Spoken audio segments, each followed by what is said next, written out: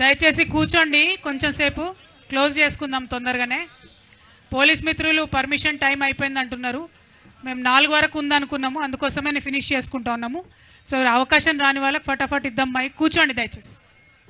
మరి ఈరోజు సావిత్రిబాయి పూలే జయంతి సందర్భంగా మరి ఆ అమ్మగారిని తలుచుకొని ఈరోజు ఈ కార్యక్రమాన్ని మొదలుపెట్టడం చాలా శుభదాయకం.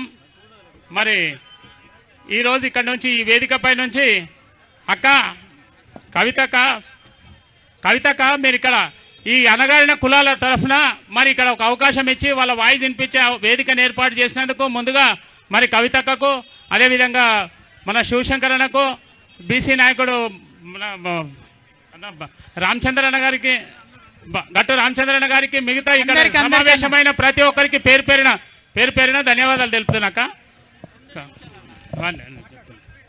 మరి ఈరోజు ఇక్కడ ప్రధానంగా మనం సమావేశమైన కారణం ఏంటంటే మరి బీసీలకు రిజర్వేషన్, ఈ రిజర్వేషన్ల గురించి మాట్లాడితే మరి గతంలో అంటే 1990లో మన పొరుగు రాష్ట్రమైనటువంటి మద్రాసు తమిళనాడులో అప్పటి ముఖ్యమంత్రి కరుణానిధి గారు మరి సమాజంలో సమానత్వ సాధన కోసం ఈ రిజర్వేషన్ల శాతం 69% పెంచి మరి బీసీలకు 50% కేటాయించి బీసీలకు అందులో మళ్ళీ సబ్ కేటగిరీగా బీసీలకు 30%, ఎంబీసీ అండ్ డిఎన్టీలకు 20% ఏ విధంగా అయితే ఇచ్చారో మరి మన రాష్ట్రంలో కూడా ఈ 42% అమలు చేస్తామన్న కాంగ్రెస్ గవర్నమెంట్కు మరి ఏ ప్రాతిపదికన చేస్తారో కానీ తెలియదు. కానీ మరి మేము కూడా కోరుకునేది అంటే అక్క 50% తగ్గకుండా తమిళనాడు తరాలో మా వాళ్ళకు కూడా ఇస్తే న్యాయం జరుగుతుందని కోరుకుంటూ మరి ఈ అవకాశం ఇచ్చిన పెద్దలందరికీ ధన్యవాదాలు తెలుపుతున్నాను. జై బీసీ. ఇప్పుడు గాండ్ల సంఘం పెద్దన్న పర్వతయ్య గారు మాట్లాడతారు. అన్న 2 నిమిషాలు ఉండరా, 1 నిమిషం. బీసీ సంఘాల ఐక్యత వర్ధిల్లాలి, బీసీ సంఘాల ఐక్యత వర్ధిల్లాలి, కవితమ్మ గారి నాయకత్వం. అయ్యా, నేను గాండ్ల సంఘము నూనె గానుగుల కార్మిక సంఘం అధ్యక్షుడిగా మాట్లాడుతున్నాను. ఈ మా కులము నూనె తయారు చేసేది, నూనె కనుక్కున్నది కూడా మా జాతే. పుట్టినప్పటి నుంచి చివరి వరకు చనిపోయినప్పుడు కూడా దీపం పెట్టేది మా జాతి నూనెతోనే. దేవాలయాలకు నూనె పెట్టేది, దీపం పెట్టేది మా నూనెనే. తర్వాత గ్రామంలో కరెంటు లేని కాలములో దీపాలు పెట్టి వెలుతురు చూపించింది మా గాండ్ల కులం. అయితే మా గాండ్ల కులానికి ఇప్పుడు అధిక ధరలు వెచ్చించే విత్తనాలు తయారు అయ్యి అధికంగా తయారు చేసేటటువంటి కోట్ల రూపాయల బిజినెస్లు పెట్టి నూనె కార్మిక సంఘాలు ఎన్నో ఏర్పడ్డాయి. అయితే మా కులానికి మాత్రము ఎలాంటి ఇబ్బంది, ఎలాంటి విషయాలు కూడా మాకు అందుబాటులో లేకుండా పోతున్నాయి. ఇప్పుడు నూనె 1 కిలో తయారు చేయడానికి 2 కిలోల 2-3 కిలోల పల్లి నూనె అవసరమవుతుంది. 300కు 1 కిలో నూనె తయారైతుంది. నూనె 150 రూపాయల కిలో. ఎట్లా వచ్చింది అది? కొంచెం దయచేసి మా కుల వృత్తిని మాకిచ్చి మాతోన ఈ ప్రజలందరి ఆరోగ్యాన్ని కాపాడుకోవాలంటే మంచి నూనె వాడాలనే మీ అందరికీ తెలంగాణ అమ్మ తప్పకుండా గ్రామాల్లో జిల్లాల్లో వీధి గ్రామాల్లో తప్పకుండా మా నూనె తయారు చేసి ప్రతి జిల్లాలో కార్మిక సంఘాలు, రైతు సంఘాలు మమ్మల్ని సహకరించాలని కోరుకుంటూ ఈ అవకాశం ఇచ్చిన దయచేసి. జై తెలంగాణ. సర్పంచ్ల సంఘం అధ్యక్షులు అన్న సుర్వి యాదయ్య గౌడ్ గారు మాట్లాడతారు.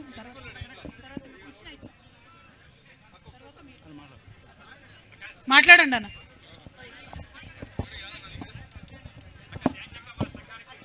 థ్యాంక్ యూ అన్న. ఈరోజు తెలంగాణ రాష్ట్రంలో సబ్బన్న వర్గాలను ఏకం చేసి ఇవాళ బీసీ వాదంతో కవితక్క ఏర్పాటు చేసిన ఈ సభకు వచ్చిన బీసీ బంధువులందరికీ పేరున ధన్యవాదాలు తెలుపుతూ, సింపుల్గా ఈ తెలంగాణలో ఏలుతున్న పాలకులకు కామారెడ్డి బీసీ డిక్లరేషన్ అమలు పరచాలని ఒక ధృవ సంకల్పంతో ఈ దీక్ష, ఈ సభ వేదిక మీద ఉన్న పెద్దలు అందరూ ఈరోజు సబ్బన్న వర్గాల జాతులలో జరుగుతున్న అన్యాయాల గురించి వివరిస్తూ వారి ఆవేదనలు వెలుబుస్తున్నారు. కాబట్టి ఈరోజు వారికి అండగా కవితక్క ఒక భారత నారిగా ఈ తెలంగాణ రాష్ట్రంలో మన సబ్బన్న వర్గాలకు మేము అండగా ఉంటామని ఈ రోజు వచ్చిన అందుకు సుస్వాగతం చెప్తున్నాం. అక్కకు మరి మా బీసీల పక్షాన ధన్యవాదాలు తెలుపుతున్నాం. అదేవిధంగా తెలంగాణ రాష్ట్రంలో అనేక మంది సర్పంచులు, బీసీ ఎస్సీ ఎస్టీ సర్పంచులు అనేక బిల్లులు, పెండింగ్ బిల్లులు రాక అనేక మంది ఆత్మహత్యలు చేసుకుంటే కవితక్క మొన్న మీ బీసీ సర్పంచులకు అందరికీ, తెలంగాణ రాష్ట్రంలో ఉన్న సర్పంచులందరికీ అండగా ఉంటా, మీ వైపు ఉద్యమంలో నేను కూడా ముందుంటానని తెలియజేసినందుకు కూడా అక్కకు ధన్యవాదాలు తెలుపుతున్నా. ఇదే విధంగా ఈ ప్రభుత్వం కూడా బీసీలకు విస్మరిస్తున్నందుకు ముఖ్యంగా కనపడుతున్న వాళ్ళ మంత్రివర్గంలోనే కనపడుతుంది. ఒక్కళ్ళిద్దరు తప్పించి బీసీలు దాదాపు బీసీలు ఉండవలసింది 5 మంది బీసీ మంత్రులు ఉండాలి, కానీ 2 బీసీల మంత్రులతోనే ఇప్పటికీ ప్రభుత్వం వెళ్తుంది. మా వాటా మాకు కావాలి, మా జనాభా ఉన్నత మాకు పదవులు ఉండాలని ఆకాంక్షతోనే మేము అందరం ఉద్యమిస్తేందుకు జై తెలంగాణ, జై కవితక్క. మేరు సంఘం మాధవ్ గారు మాట్లాడాలి. అట్లనే తెలంగాణ రాష్ట్ర ఎంపీటీసీల సంఘం కుమార్ గౌడ్ గారు వచ్చినందుకు జై బీసీ ధన్యవాదాలు తెలియజేస్తాం. బీసీల ఐక్యత. నేను వడపల్లి మాధవ్, మేరు సంఘం రాష్ట్ర కార్యదర్శి. మా కుల వృత్తి మాకు కావాలని, కుల వృత్తి సంఘాలలో అన్ని కులాలకు అన్యక్రాంతమైనవి, మిగతా కుల వృత్తి సంఘాలన్నీ 70% అన్యక్రాంతమైనవి, మాది 80% అన్యక్రాంతమైంది. మా మేరు కుల సంఘంలో రెడీమేడ్ వ్యవస్థ వల్ల చాలా ఇబ్బంది పడుతున్నాం. కుల వృత్తి సంఘాలన్నీ ఏ గ్రూప్లో ఉన్నాయి, ఆర్థికంగా అంగబలం ఉన్న సంఘాలు ఏ గ్రూప్లో ఉన్నాయి. కాబట్టి ఆర్థికంగా వెనకబడిన కొన్ని కులాలు డి గుర్తులు ఉన్నాయి, మాది కూడా డి గుర్తులు ఉన్నాయి. దయచేసి మేరు కులస్తులను ఆదుకోవాలి.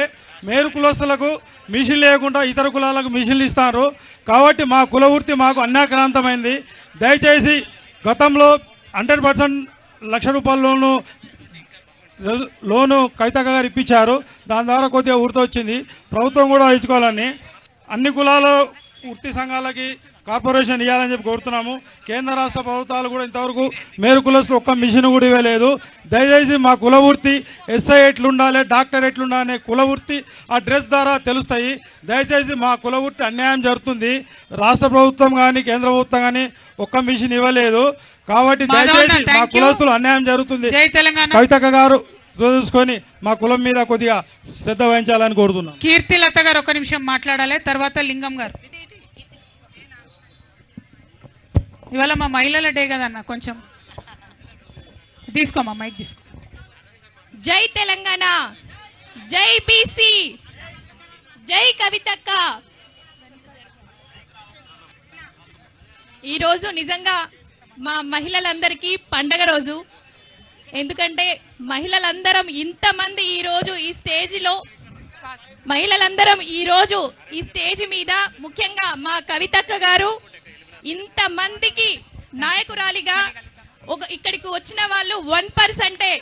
రాష్ట్ర వ్యాప్తంగా, దేశ వ్యాప్తంగా లక్షలలో అభిమానులు కవితక్కకు వచ్చారంటే సావిత్రిబాయి పూలే గారు మాకు ఇచ్చిన ఈ హక్కు. ఎందుకంటే మాకు మహిళలు కూడా చదువుకోవాలి, మహిళలు కూడా అన్ని రంగాలలో ముందుకు రావాలి అని సావిత్రిబాయి పూలే గారు మహిళల్ని చదువు చెప్పి మా మహిళలందరికీ కూడా ఒక దైవంగా నిలిచారు. ఈరోజు నిజంగా చాలా సంతోషం. ఇంతమంది మహిళలకి ఆదర్శంగా నిలిచారు.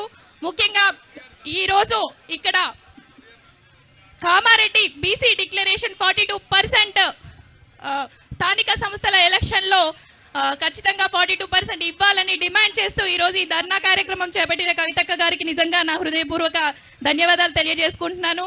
కవితక్క ఇప్పుడు కులగణన చేయాలి అని చెప్పేసి కవితక్క గారు డెడికేషన్ కమిషన్కి వెళ్ళి కూడా ఇవ్వడం జరిగింది. కానీ నిజంగా కులగణన కానీ జనగణన కానీ కరెక్ట్గా జరగలేదక్క. చాలా మందివి డీటెయిల్స్ తీసుకోకుండానే అయిపోయిందని డిక్లేర్ చేయడం జరిగింది. ముఖ్యంగా మా కాంగ్రెస్ ప్రభుత్వం, నేను గౌడ ఆడబిడ్డగా, గౌడ నాయకురాలిగా నేను డిమాండ్ చేయదలుచుకున్నాను. ఎందుకంటే మా గౌడ కుల వృత్తి చాలా కత్తి మీద సాము లాంటిది.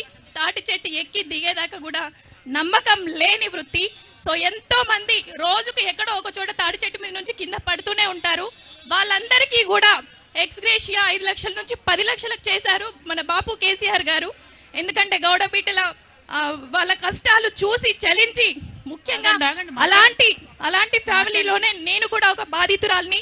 నా ఫాదర్ తాటి చెట్టు మీదకి వెళ్ళి పడితే ఎన్ని కష్టాలు పడి మా అమ్మ మమ్మల్ని పెంచింది. మా నాన్న కూడా రాడ్లేసి ఆపరేషన్స్ చేసినా కూడా 3 ఆడపిల్లలు అని చెప్పేసి ఎన్నో కష్టాలు పడి చివరికి డయాలసిస్ వరకు కూడా వచ్చి చనిపోవడం జరిగింది. నిజంగా ఎందుకంటే వాళ్ళ బాధ వర్ణనాతీతం. అలాంటి గౌడ బిడ్డలకు ఇప్పుడు ఎక్స్గ్రేషియా ఇవ్వట్లేదు. ముఖ్యంగా తాడి చెట్టు మీదకి వెళ్ళి పడి కాలో చెయ్యో ఇరిగితే 15,000 తక్షణ సాయంగా ఇస్తారు. ఆ సాయం అందట్లేదు. 25,000 చనిపోయిన వాళ్ళకి వెంటనే అక్కడ వాళ్ళ ఖర్చులకని ఇస్తారు, అవి కూడా ఇవ్వట్లేదు. థాంక్యూ కీర్తిలత. చాలా సమస్యలు ఉన్నాయి, ఇంకా చాలా సమస్యలు ఉన్నాయి. కూడా వెంటనే క్లియర్ చేయాలని నేను ప్రభుత్వాన్ని డిమాండ్ చేస్తున్నాను. థాంక్యూ. జేబీసీ. ఇప్పుడు ఉస్మానియా యూనివర్సిటీ లింగం కుర్మ గారు మాట్లాడాల్సిన కోరుతాం. కేయూ ఎవరున్నారు? పాలమూరు యూనివర్సిటీ ఎవరున్నారు? పాలమూరు పిలుచుకోండి, కేయూ పిలుచుకోండి. శాతవాహన మహాత్మా గాంధీ ఎవరెవరు వస్తే వాళ్ళు పిలవండి ఒకసారి. విద్యార్థి నాయకులు వేదిక దగ్గర రావాలి.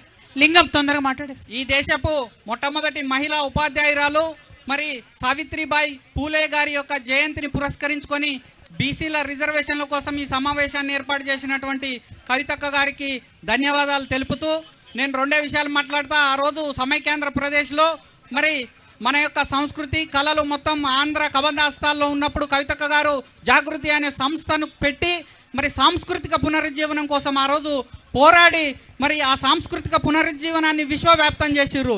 అదేవిధంగా ఇప్పుడు మళ్ళీ ఈ రాజకీయ రుగ్మత అనేది ఉన్నదని చెప్పి కవితక్క గారు గుర్తించి మరి ఈ రోజు రాజకీయాలలో బీసీలకు సమాన వాటా తమాషా ప్రకారం దక్కాలని చెప్పి ఇప్పుడు పోరాటం చేస్తూ ఉన్నారు. అదేవిధంగా నేను చెప్పేది ఒక్కటే, ఈ మన యొక్క బీసీ రిజర్వేషన్లు 33% నుంచి 22% పడిపోయింది కిరణ్ కుమార్ రెడ్డి గారి గవర్నమెంట్లో. అప్పుడు ఆనాడు జానారెడ్డి గారు మరి పంచాయతీరాజ్ శాఖ మంత్రిగా ఉన్నారు. కొంతమంది హైకోర్టుకు పోయి మరి కేసు వేసినప్పుడు కనీసం జానారెడ్డి కానీ ఆ రోజు ఉన్నటువంటి అడ్వకేట్ జనరల్ కానీ మరి కనీసం దాన్ని ప్రతిఘటించలేదు. అప్పుడు కేసు ఓడిపోవడం జరిగింది. అప్పుడు మరి 33% ఉన్నటువంటి రిజర్వేషన్ 22% వచ్చింది. ఆ రోజు మొట్టమొదటగా బీసీలకు వెన్నుపోటు పొడిచింది కాంగ్రెస్ పార్టీ.